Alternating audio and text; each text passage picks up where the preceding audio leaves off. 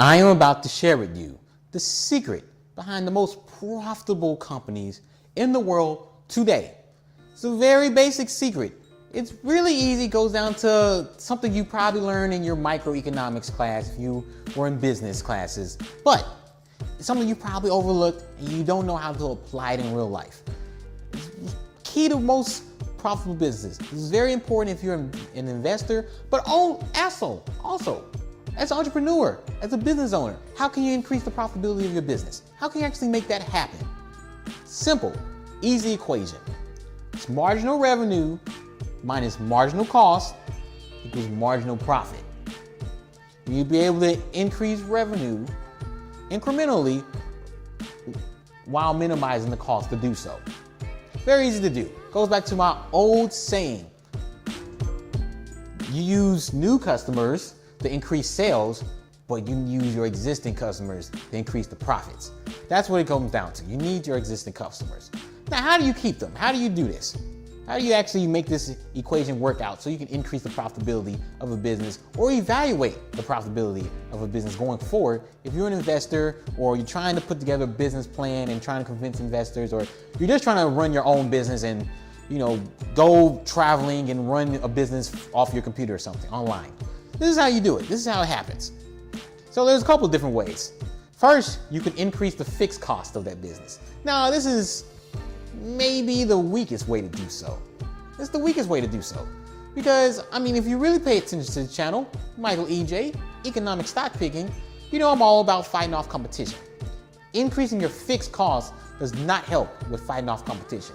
Matter of fact, it might make it easier for competition to come in.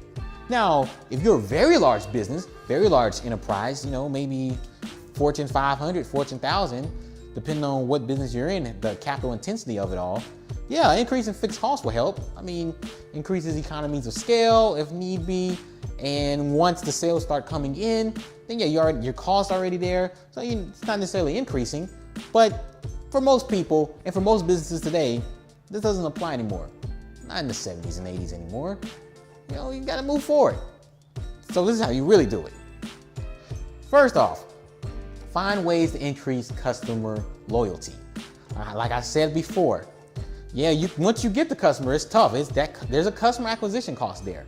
But wouldn't it be great if you could do minimal to no advertising, no effort to really pull the customer back in, and they just come back on command?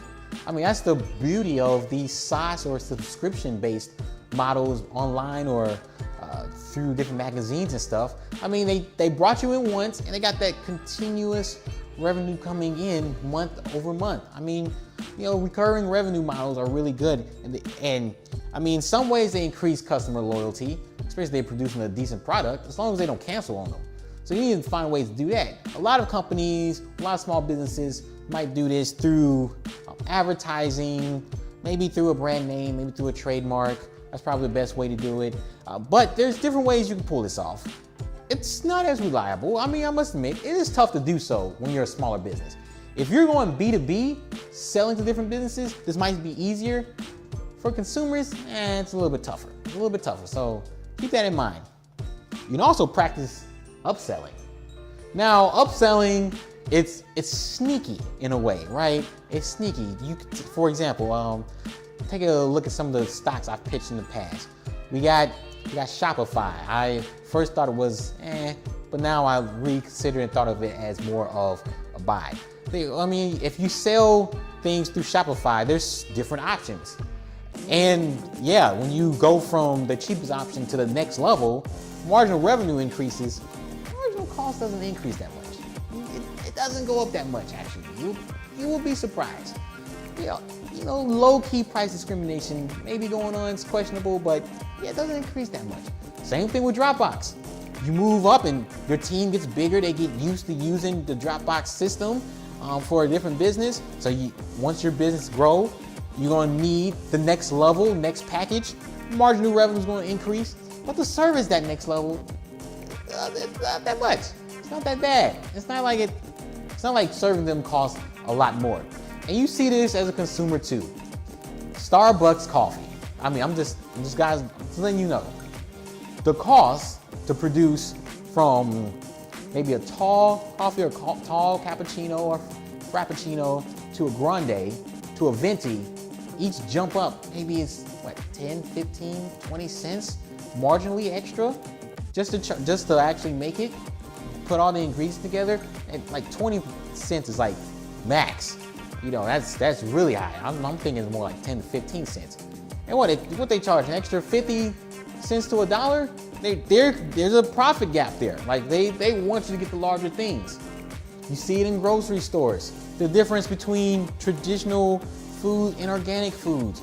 I mean, there is a gap there because you gotta go through FDA approvals and everything. It takes a lot to get that USDA organic sticker. But is it always enough for double the cost? I tried to buy some beef the other day. I was interested in buying grass-fed beef. It costs twice the price of just the regular beef. Now that difference, FDA difference, might be 30, 40, 50% markup. That's how much it really costs. But it's not double, right? So there you go. Another sneaky upsell. Most important one, the one that you probably resonate with the most. Soft drinks. McDonald's let the cat out of the bag, man. I mean, it costs to put together a normal size soft drink, maybe 15, 20, 25 cents the most.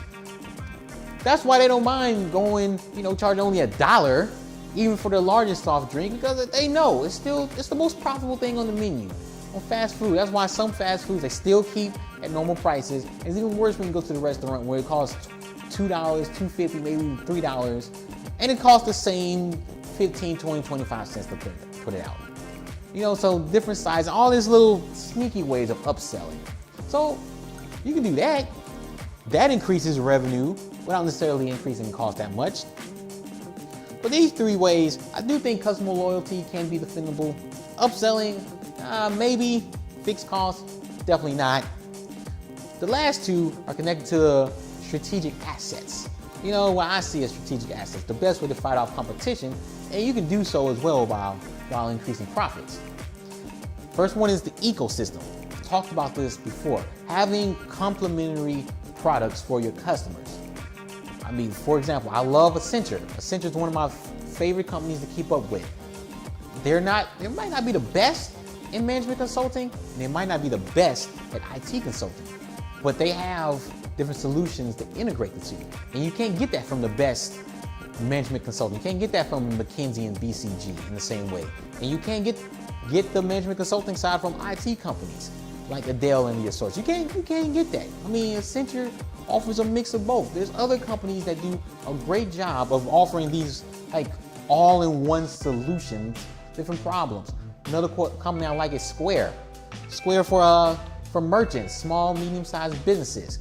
I mean, yeah, you originally bought them for the credit card processing, but if you have working capital needs, Square's got your back. Oh, you need help with analytics? Square's got you as well. Want to manage inventory? Oh, Square's got you too. So they suck you in that way and they keep you in. And it's hard to leave. It's hard to switch. It's hard to ever leave once you start getting sucked into that ecosystem. And Apple is the best one, right? Apple was like the originator of this. Suck you in with the iPhone or back in the day, iPod. You had to buy songs. You can't really use it with any other device. iPods, iPads, they just don't mix with Android. It's a different, iOS and Android, they're different.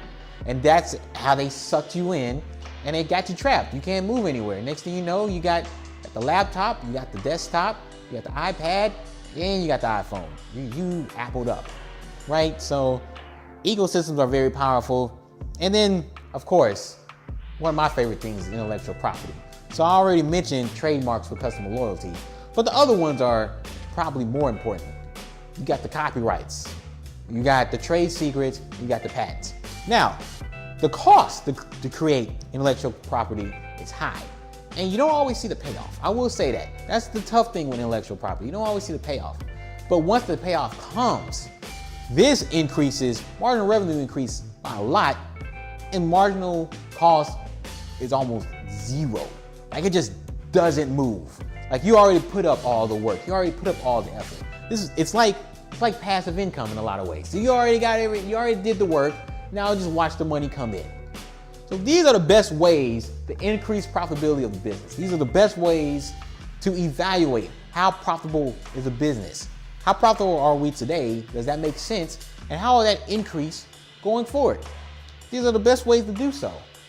So pay attention to this. Always think on the margin, not how much it costs to bring in the customer, but can you keep them? And how can you keep them? Which one of these areas is a business going to use? As an entrepreneur, starting off, you need to think about profitability because you want to do this long term, right? You want to own your own business forever, right? Or eventually move on to sell it. Profitability matters. And you need to be able to prove and show this is how we're going to increase profitability in the future. That's all I got for you all today. Michael EJ, always bringing the different tips and tricks all day. Economic stock picking, we look at things in an economic fashion here.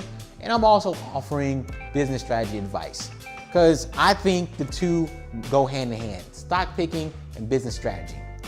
That's how you really think about things if you want to be a long-term holder of stocks and think like a business owner. So I'll see you on the next one. Remember these things. See you soon. Peace.